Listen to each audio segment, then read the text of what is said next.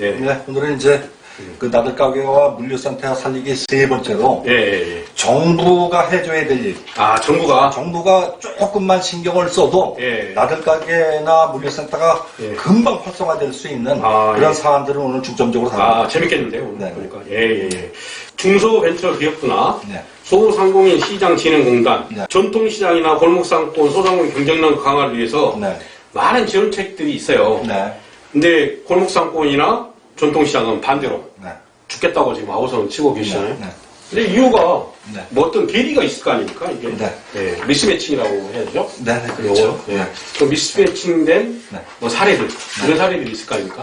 그 이제 그 현장에서 항상 이제 그 정책을 위반하시는 분들과 정책 수혜자 입장간에서는 그 기대와 이걸 다 100% 충족시킨다는 건 어렵겠죠. 그렇죠. 그렇지만 너무 그 괴리 간극이 크면은 그건 문제가 있는 겁니다. 중기부가 이제 예를 들어서 이제 전통시장을 살린다고 예산을 굉장히 쓰고 있어요. 그렇죠.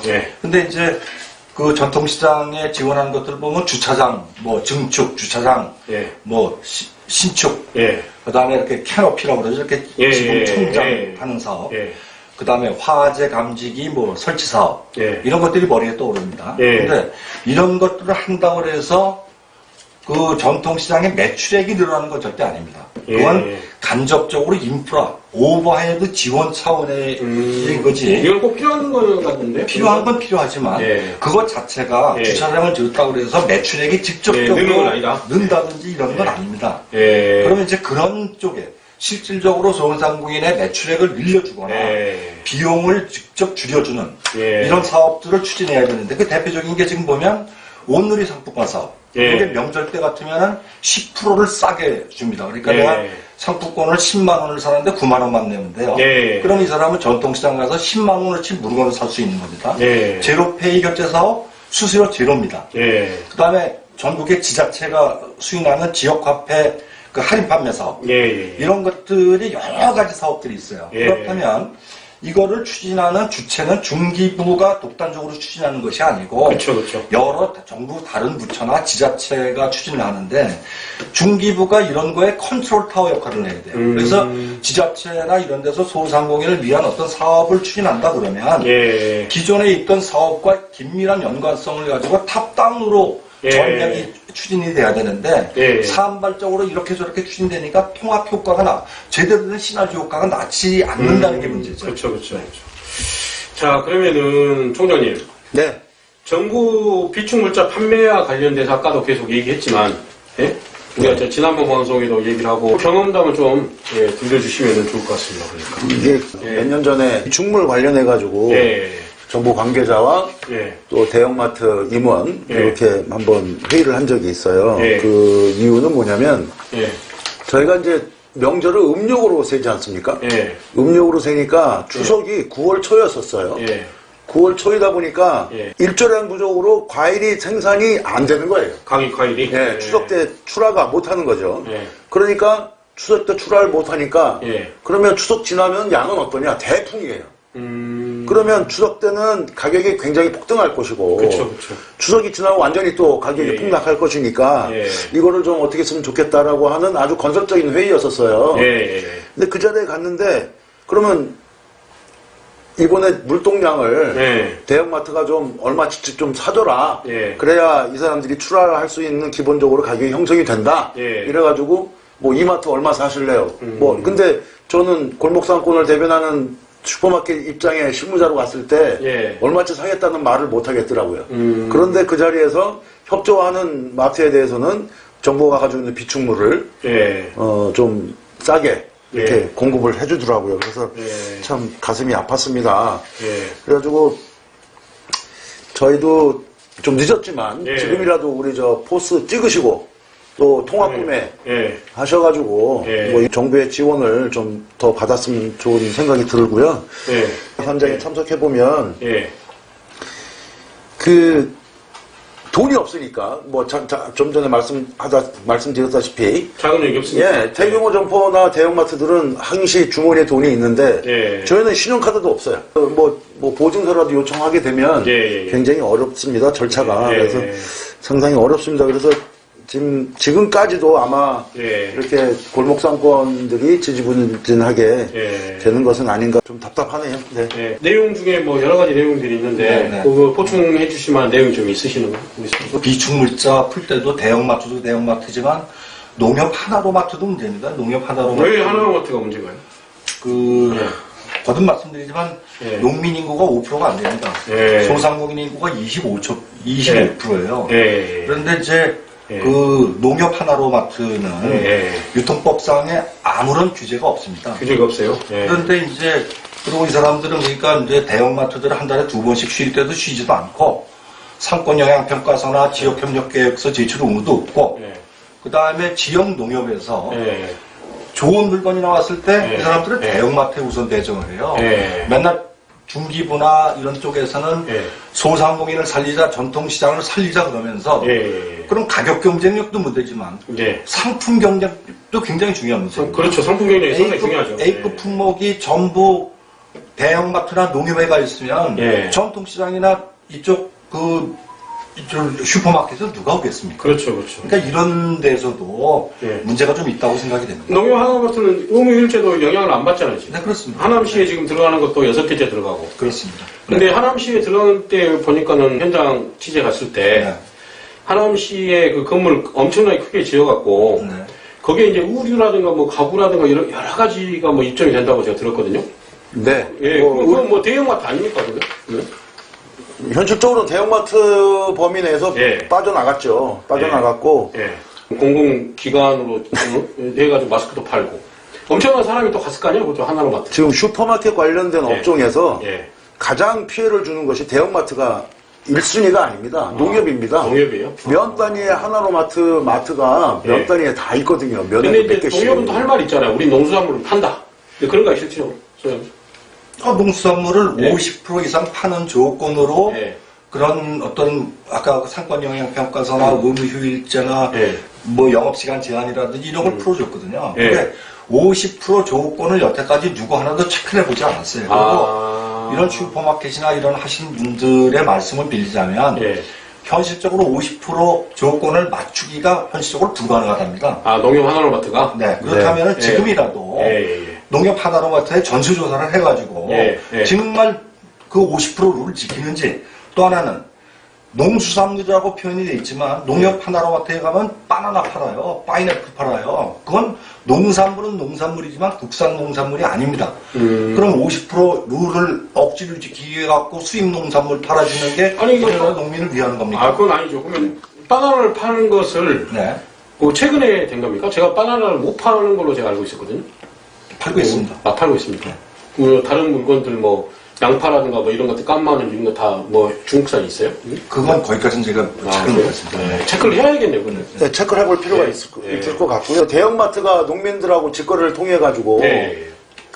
제일 좋은 거를 먼저 보내요, 농민들이. 예. 과일 생산하는 사람들이나 예. 뭐 하여튼 청과 야채 생산하는 사람들이 예. 중간에 뭐 어떤 루트를 거치지 않고 자기네 포장지를 갖다 주면 거기다 포장을 해가지고 직접 납품을 합니다. 농협에다가? 아니요, 대형마트에다가. 대형마트에? 네. 농협, 예. 그 다음에 2순위가 농협이라는 거예요. 2순위가? 네. 예. 그 다음에 예. 판매 위탁을 하는 가락동 도매시장, 강서시장, 구리시장 이런 데다 물건을 경매를 좀 넣는 바뀐 거 아닌가요? 이게 경매가 먼저 가고. 최초에는 그렇게 했었죠. 아, 경매를 그래요? 제일 먼저. 왜냐면 예. 지금은 가격을 몰라요. 예. 처음에 농협 하나로마트가 생긴 거는 예. 유통 경로가 많으니까 직거래를 통해 좀 싸게 팔아라 한 거거든요. 예. 처음에 어땠냐면 예.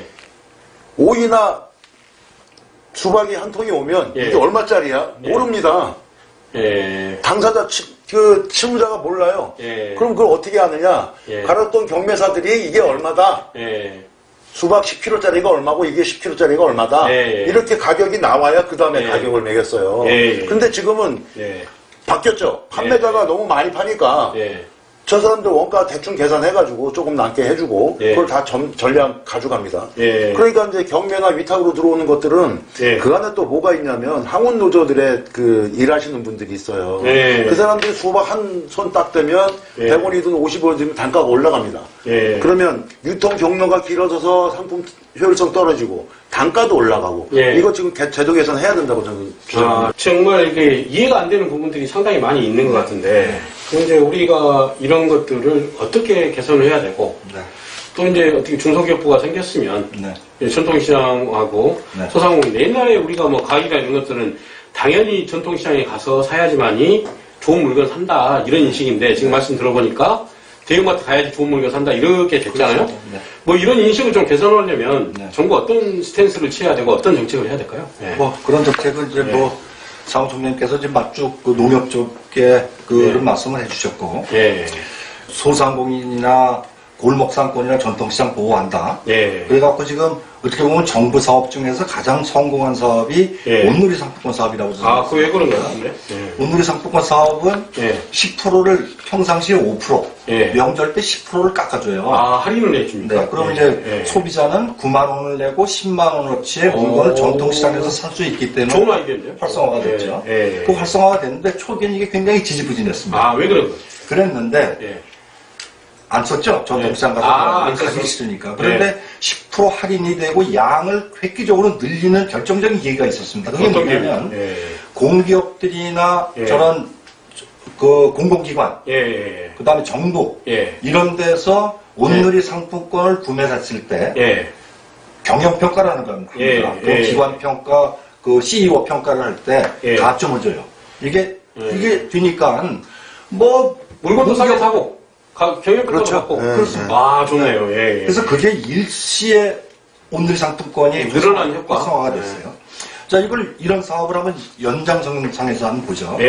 자, 이제 대한민국의 중앙정부, 지방정부, 공공기관, 공기업 엄청나게 많습니다. 이런 사람들이 MRO라는 사업을 합니다. MRO라는 게 뭐 우리 뭐 복사지 같은 거 사는 거, 볼펜 사는 거, 그쵸. 이런 것들 대형마트 가서 살 이유가 있습니까? 없죠. 이런 것들을 우리 물류센터, 우리 우리 나들가게, 이런 소상공인들이 살 수 있게, 전통시장, 이런 데서 쓸 수 있게, 물건을 살 수 있게 제도를 만들면 됩니다. 근데 이거는 아주 쉬워요. 쉬운 게 뭐냐면, 한국재정정보원이라는 데서 재정정보 시스템 D브레인이라고 합니다. D브레인을 쓰는데 공무원들이 쓰는 법인카드 있지 않습니까? 법인카드를 쓰면은 그 결제한 내역이 실시간으로 디지털 예산회계 시스템에 들어와요. 그 다음에 지자체, 이거 행안부에서 운영을 하고 있는데 여기는 2호조라는 시스템입니다. 그 전국의 동사무소, 구청, 서울시 이런 사람들이 쓰는, 공무원들이 쓰는 밥 한 끼를 먹었거나 볼펜 한 잔을 샀거나 법인카드를 쓰게 되면 2호조의 그 시스템이 실시간으로 데이터가 떠요. 이런 데이터 가지고 지자체별로 공공기관별로 얼마치의 MRO 사업을 전통시장에서 와서 썼는지를 알 수가 있습니다. 뭐 간단히 비근한 예로 들어보자면 사무용품류, 다과류, 생수, 커피 뭐 이런 기호식품들 이런 것들. 그 다음에 우리 한 발 더 나가서 명절 때 선물하지 않습니까? 추석이나 구정 때. 이런 선물도 왜 대형마트 가서 백화점에서 물건을 사도록 놔둡니까? 이런 물건들을 물류센터나 나들가게에서 사도록 하게 한다면 이것만 가지고도 매출을 전통시장이나 나들가게 소상공인들 매출액을 엄청나게 키울 수 있다고 생각이 됩니다. 그렇구나. 그러면 이런 명절 선물이나 뭐 이런 것도 같이 포함시켜서 하고 이제 이런 바이러스 문제 때문에 지금 상당히 나들가게 또 주변에 많이 있잖아요. 전통시장도 많이 있고. 그런 데서 사기꾼만 해줘도 이게 상당히 활성화되지 않을까. 참 안타깝습니다, 이게. 저기 마트 같은 데는 마트 같은 데는 능력이 좋으니까 이제 범인들이 구매해서 이마트 뭐 줄을 125만 장이 5장씩 파는데 하루에 뭐 몇 시간 만에 동이 났잖아요. 거기 와갖고 뭐 마스크만 사지 않을 거 아닙니까? 이런 제도를 좀 만들어주면 좋을 것 같은데, 우리 공원총장님 제가 전화한 거, 아까 운영하시는 거 봤거든요? 근데 무슨, 핑계 대고, 이래서 안 되고, 저래서 안 되고. 답답합니다. 지금 마스크 문제를 비근 말씀을 드리면, 애초에 출발 자체가 왜 슈퍼마켓 소상공인 슈퍼마켓이 아니어도 좋습니다. 출발 자체에 왜 소상공인들이 배제가 됐는지 이유를 모르겠어요. 이유가 저도 참 갑갑합니다. 저도 네. 그 얘기를 하시길래 좀 확인을 좀 해보려고 하는데 참 이런 부분들을 정말 소상공인 정책, 정부의 정책과 말로만 소상공인 살리겠다라고 정부 정책이 가는 것 같다라는 생각이는 정부가 아니니까 너무 안일하게 하는 거예요. 안일하게 지금 하는 것 같아요. 보니까 사는 구역도 좀 늘리고 배정하는 것도 그렇고 뭐 일시에 또 못 한다 하면 정부 부처끼리 또 의논해가지고 할 수 있는 사안 아니에요? 근데 그런 것들이 다 배제시켜 놓으면 이런 소상공인이 그나마 지금 장사도 안 되는데 제가 보기에는 그래서 그때 하남시 갔을 때 전통시장에서 그거 팔게 하면 공짜로 나눠주면 몇 개라도 그 얘기했더니 뭐 저기 하남시 입장은 뭐 무슨 우리가 거의 이 정도까지는 왜 공짜로 나누는 식으로 하남시는 알다시피 대형마트에 어떻게 보면 백화점이잖아요. 백화점 6개 내일모레 6개 되는데 전시장 전시장이죠. 전시장 백화점이라고 그럴걸. 야, 참, 제가 그날 가서 그 공무원 얘기 듣고, 그러면 물류센터가 뭐 또 주류에 대한 문제가 또 있다면서요, 주류. 그러니까 이제 물류센터를 또는 나들가게를 활성화시키는 방법 중에 하나가 그 주류 면허를 보유하고 있거든요, 대부분의. 그래요? 이제 슈퍼마켓 협동조합들이. 그런데 이 주류 면허를 보유하고만 있지, 대형마트와 거래하는 지역의 협동조합들은 몇 개 없어요. 그러니까 구매를 그렇게 얘기합니다. 우리가 주류 면허가 있으니까 니네 마트 오픈하면 우리가 주류 납품권을 우리한테 줘라. 안 됩니다. 왜 안 되는 거예요? 안 된대요. 위에서 하지 말라고 그러는 거죠. 뭔가 커넥션이 있을까요? 그건 모르겠습니다. 무조건 안 된다고 그러더라고요. 그래서 아니 그러면 말이 되느냐. 나랑 사업자들랑 하고 왔는데 니들이 이렇게 피해를 주면 내가 가지고 있는 주류 면허로 아니 소주가 틀린 거냐 맥주가 틀린 거냐 같이 좀 받아줘야 될 거 아니냐 근데 아니 거의 요지부동입니다. 이런 아이디어 같은 경우는 뭔가 돈 들어간 것도 아니고 예산도 들어간 것도 아니 안 됩니다. 아까 마스크도 아까 통화하신 거 봤는데 담당자나 이런 분들 그 다음에 주류 같은 거 이거는 정말 좀 의식 구조의 문제가 있다고 봅니다. 의식 구조의 문제. 그러니까 이제 지금은 중소벤처기업부지만 이게 청이었지 않습니까? 청이라는 데하고 부하고는 전혀 달라요.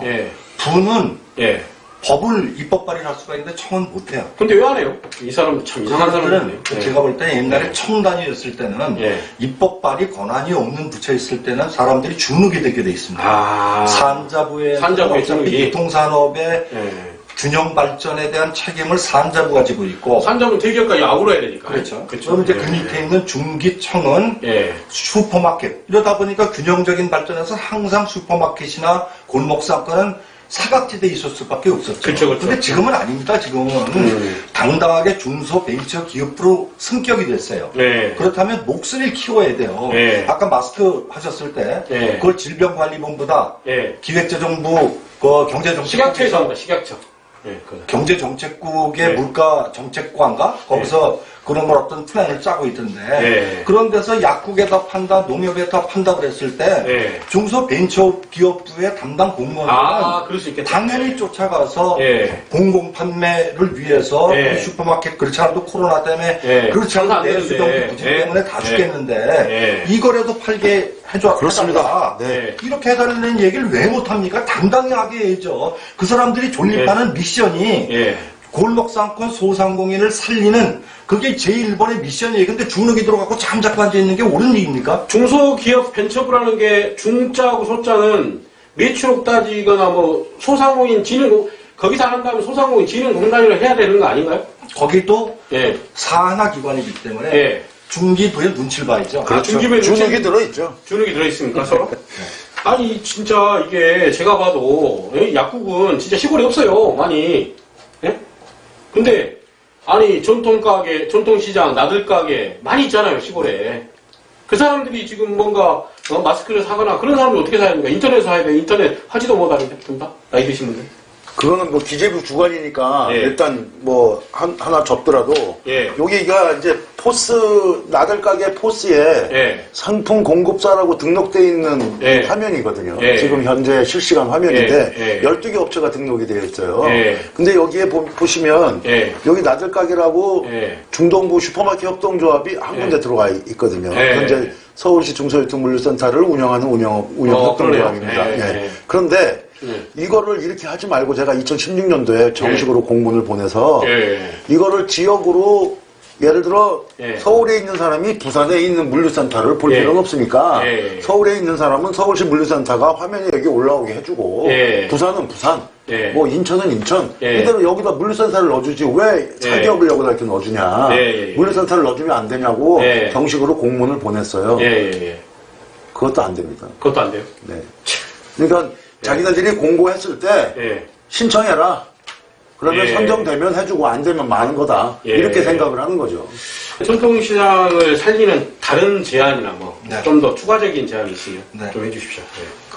이제 한국은행이 이제 몇 년 전부터 코인리스 소사이어티 동전 없는 사회를 구현한다는 목표로 사업을 추진하고 있어요. 여기 이제 뭐 스위스나 이런 데서는 캐시리스 소사이어티 그래갖고 현금 없는 사회 그래갖고 전부 디지털 화폐 카드나 이런 거로만 쓰고 현금을 소지하고 다니지 말자 이런 운동이 전 세계로 벌어졌어요. 근데 한국은행이 동전 없는 사회 구축을 하기 위해 갖고 대형마트하고 주요 편의점들 이런 데들하고 제휴계약을 맺었어요. 그래가지고 우리가 뭐 들어보는 뭐 각종 페이들 많지 않습니까? 이런 페이 시스템을 동전 없는 사회 구현을 위해서 이런 데하고 시스템을 가동을 하고 있어요. 근데 과연 동전이 백화점이나 대형마트, 편의점에서 동전 수요가 그렇게 있습니까? 제가 알기로는 동전 수요가 가장 많은 데는 동네 슈퍼마켓하고 전통시장입니다. 그러면 여기부터 한국은행도 어떻게 동전을 없앨 것인가? 어떻게 하면 동전을 자동화시킬 것인가?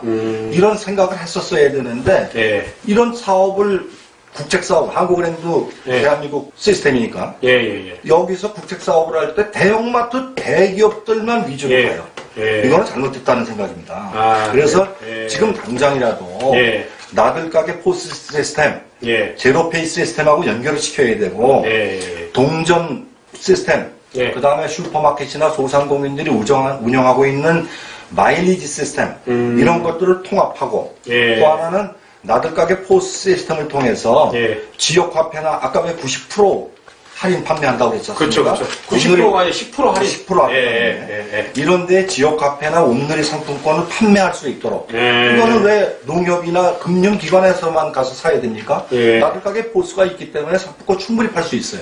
그럼 그 마진을 보는 것도 좋은 것이고 거듭 제가 말씀드리지만 정부에서 이런 어떤 여러 부처에서 이런 소상공인을 위한 소상공인하고 상관이 없는 어떤 사업을 추진할 때 지금 정부에서 인구 구성비가 25%, 종사자 비중 36% 이런 사업이 다 죽겠다 그래 이런 상황이면 어떤 사업을 시행을 할 때 이 사람들을 위해서 할 일이 무엇인가를 먼저 생각하고 사업을 추진해야 된다고 생각합니다. 그리고 그런 사업을 추진할 때 신문을 보던가 이러면 중소벤처기업부 공무원들은 딴 일, 열일 제쳐놓고 쫓아가야 됩니다. 그래서 우리 전통시장이나 이런 골목상권을 살리기 위해서 업무 협조를 부탁합니다. 이거부터 해주십시오 하고 애걸 목걸이라도 해야지.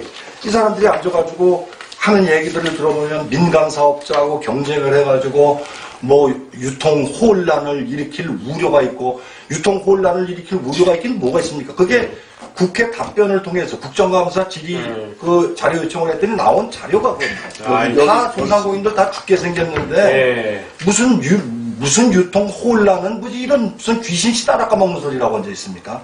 너무 답답합니다. 아이고 참 정말 안타깝습니다. 이렇게 되니까 지금 대형마트가 지역에 들어와서 돈을 빨대처럼 뽑아가는데 이런 것들이 이렇게 엮여지면 지역의 자금의 공동화가 일어나질 않는다는 거죠. 그러니까는 포인트를 적립을 해주고 그 포인트를 다시 쓸 수 있게 하고. 그러니까 나들 가게는 포인트 없습니까? 없습니다. 왜 그런 것도 안 해요? 아주 기본인데요, 좀 하는 거. 아직 없습니다. 그러니까 그게 이제 이런 겁니다. 이게 이제 우리 옛날 우리 신라 시대 때부터 농민들이 서로 이렇게 품앗이하고 두뇌정신이라는 게 있지 않습니까? 그렇죠. 남에 가서 모내기 할 때 가서 도와주고 이런 정신이 절대적으로 필요합니다. 그러니까 소상공인들이 조금 전에 사무총장님 말씀하셨듯이 서로 도와야 돼요. 서로. 네. 서로 도우면서 그런 것들이 지금 자생적으로 일부 지자체에선 마일리지, 지역 마일리지 시스템으로 가동이 되고 있어요. 예. 이런 것들을 중기부가 그런 것들 현장 조사를 해가지고 예. 아까 말씀드렸던 나들가게 포스라든지 예. 이런 채널이 아직도 6,500개가 남아있거든요. 예. 이런 데와 통합을 해갖고 소상공인들이 서로 돕는 예. 밥을 먹어도 같이 소상공인들이 하는 집에 가서 밥을 먹고 슈퍼 가서 미장원은 슈퍼 가서 사이다 사주고 타이어 배터리 집은 배터리를 서로 쉐어하고 이런 시스템들이 제대로 작동되고 있는 시스템을 조사를 해서 그런 통합 마일리지 시스템을 구축해갖고 정부가 나서가지고 도와주는 자세, 좋은 아이디어가 있으면 수렴해갖고 시스템을 제대로 만들어갖고 예. 소상공인을 살릴 생각을 해야 되는 게 옳은 길이라고 예. 생각이 됩니다. 여러분, 박수 한번 쳐주세요. 좋습니다. 하는 데가 있습니다.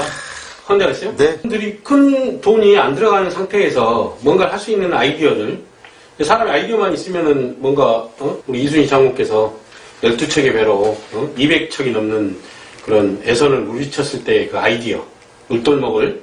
그러니까 지형 지문을 다 이용한 거 아니겠습니까?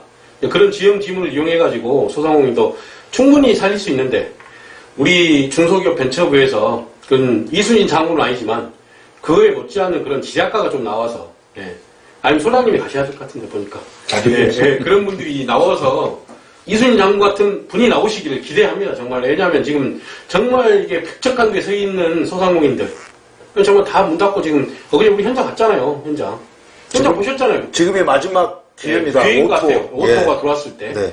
더 이상 뭐 이제 배달 앱이든지 지금 대형마트도 무너지고 있으니까 딱 이 기회가 좋을 것 같아요.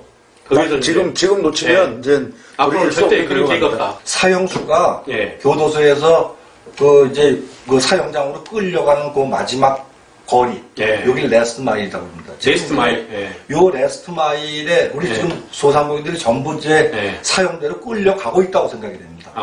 요때 백척관도 말씀 잘해주셨는데 요때를 살리지 못하면 정말 사형장으로 다 끌려갑니다. 정말 중소벤처기업부 공무원들 정신 바짝 차려야 될 거라고 생각이 듭니다. 그러면은 정리하자면 일단 물류센터 전부 다 이렇게 통합화시켜서 제대로 된 물류센터 그러니까 공동구매 할 수 있게끔 해줘야 되고 그 다음에 오토 활성화 시켜야 되고 디지털 마인드 소상공인들한테 입혀야 되고 그 다음에 지금 하려고 하는 거 요거 지금 여러 가지 시스템 도입해서 붙이는 거 그 네 가지에 대해서 저희가 좀 적극적으로 좀 만들어가지고 어떤 것들을 해야 되는지 우리가 한번 생각만 바꾸면 되거든요. 그러니까 중소기업 벤처부를 만나든지 이거에 관련돼서 국회가 또 이제 21대 국회가 열리잖아요. 20대 국회 뒤지게 놀았잖아요. 우리가 진짜 열받도록 쌈박질만 하고. 그러니까 21대 국회에 정말 이런 중소상공인들을 살릴만한 여야 할 것 없이 이건 여야 문제가 아니기 때문에 저희가 뭐 선거 전이라도 대신분들 좀 모아가지고 이렇게 토론회나 뭐 이런 것도 한번 시도해봐도 좋지 않겠습니까? 물론 안 오신 분도 있을 거고 그런 분들은 한번 얘기를 좀 들어봐야 돼서 이게 선거법 위반일지 아닐지는 선관위 한번 물어보고 저희들이 한번 시도하도록 한번 해보시죠. 다음 주에부터 한번이 그럼 좋을 것 같습니다. 오늘 여기까지 애청해주셔서 감사드리고요. 저희들이 중소상공인들이 잘 사는 그날까지 잘 사는 게 아니고 숨 쉬는 그날까지 숨 못 쉬고 있잖아 지금. 화이팅 하시죠. 감사합니다. 고맙습니다.